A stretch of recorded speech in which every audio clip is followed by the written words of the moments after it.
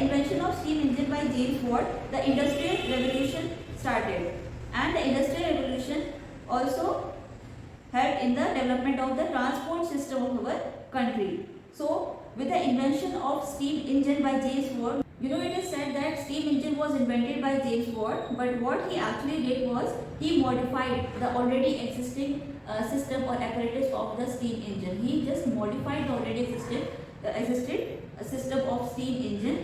He said that the steam engine was using too much of steam. It was using too much of steam, and it could also be made efficient through latest technology. And so he modified the steam engine, and there began the industrial revolution.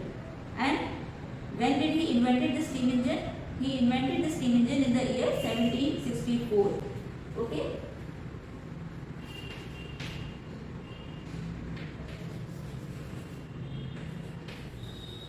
Invention of steam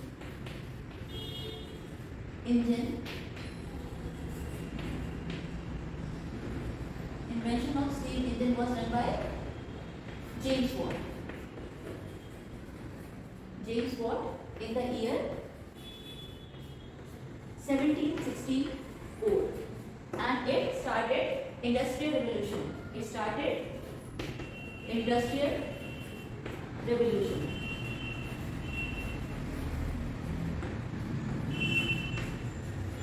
And it also helped in the development of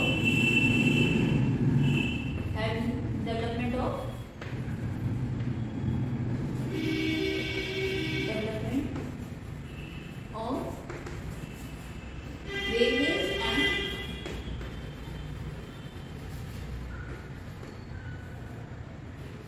transport system of our country.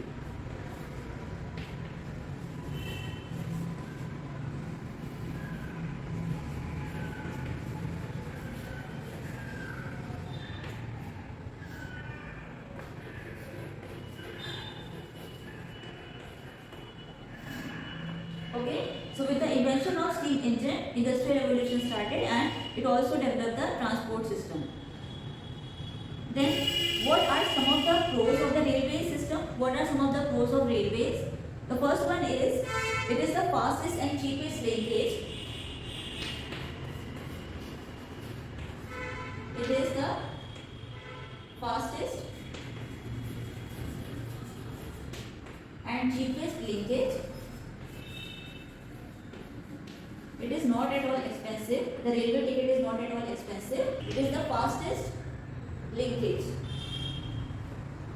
In earlier times we used to travel through domestic animals, and we used to travel by foot. We used to make use of logs of woods, and you follow them to make boats. But what happened later? We invented the wheel, and then now what is the situation? We have invented the steam engine, and we have started building a great network of railways. We have started building a railway network across the country, and it is the fastest and cheapest linkage. Okay, it is the fastest and cheapest linkage. The second pro of the railway system is that it is good for carrying bulky goods and large number of people. It is good for carrying bulky goods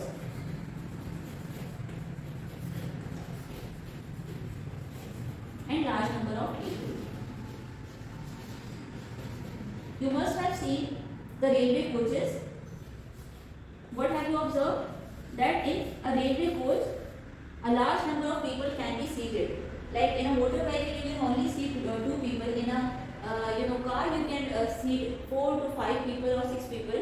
But in a train and in the coaches of the trains, you can seat almost hundreds and thousands of people. It depends upon the number of coaches, how many people can be seated. So, a railway system can accommodate a much larger number of people. A railway system can accommodate a much larger number of people. It can travel through long distances and in much lesser time. In earlier times, people used to take days in from one region to another. But with the invention of steam engine and development of the railway network, what happened that people could now travel long distances in much lesser time. We can reach from one region to another in almost few hours, right? But in earlier times, what used to happen? People used to take many days to move from one region to another. The next point is railways serve as main channels of collection of raw materials and distribution of finished products. Okay, so the railways are also used in industrial regions, and in industrial regions we can find a lot of factories over there, right? So a lot of raw material is to be transported in those factories, and it is to be manufactured into finished products, and those finished products is to be distributed across different cities and states and countries. Okay, so what happens is that railways is used as a very good means of transporting those finished products, and it is also used in transporting the raw material from the sources to the factories in the industrial areas. So in industrial regions, railways serve as the main channels of collection of raw materials and distribution of finished products. In industrial regions where there are factories, people use the railway system, the railway network, to transport the raw materials to the factories and the finished products from the factories to the different parts of the country. Electrification of the railway tracks made railways super fast. Right? You must have seen that just above the trains there are some of the wires that are running from the top of the trains. These electric wires send electricity to the trains, and these electrification helped in making the railways even faster. Earlier, the trains used to make use of steam engine, and with the electrification of the railway tracks, the railways were now using electricity to power the engine. There are broad gauge and meter gauge railway tracks. What are broad gauge and meter gauge railway tracks? What does the word gauge mean? Gauge means to measure or test. So, a broad gauge is a track gauge used in India, Pakistan and Bangladesh, and it is 1676 millimeter wide. A broad gauge is 1676 millimeter wide, and it is used, this type of track is used in the countries like India, Pakistan and Bangladesh, etc. Right? So this is the broad gauge. And what is the meter gauge? Railways with a gauge of 1000 millimeter is called the meter gauge. It has a width of 1000 millimeters.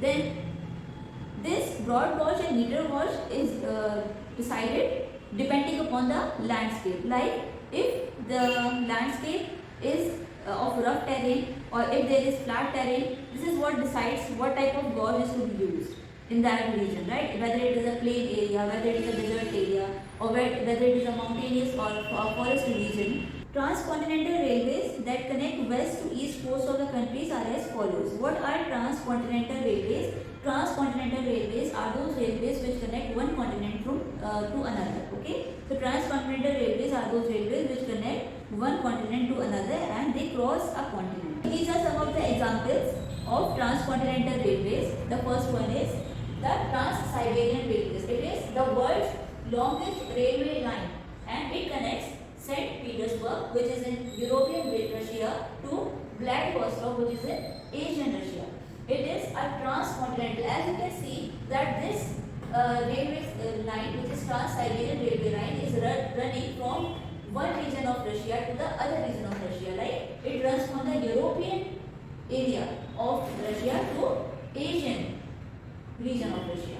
It runs from European region of Russia to Asian region of Russia. And the second one is Union Pacific Railway. Union Pacific Railway connects New York to San Francisco. It is also a transcontinental railway network. The third one is the Canadian Pacific Railway. It is also a transcontinental railway network, and it connects Vancouver, which is in Pacific coast, to Halifax, which is in Atlantic coast. Okay, so it connects these two regions. Then the fourth one is Trans-Indian Railway. The Trans-Indian Railway connects Valparaiso, which is in Chile, to Buenos Aires, which is in Argentina. You know that Buenos Aires is the capital city of Argentina. Then the last one is Trans-Australian Railways, and it connects the city of Perth to Sydney. It connects Perth to Sydney, and both of these areas, which is Perth and Sydney, are located in Australia. So it is also a transcontinental railway network. Okay. So examples of transport.